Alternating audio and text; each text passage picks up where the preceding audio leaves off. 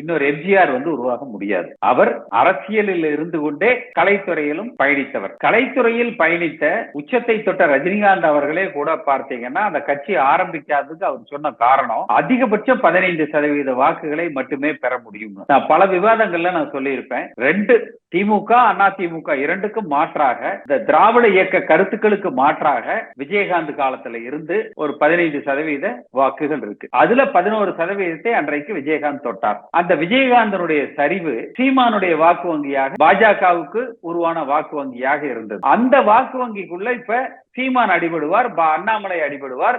அது விஜய்க்கு அந்த வாக்கு வங்கி உருவாகலாம்.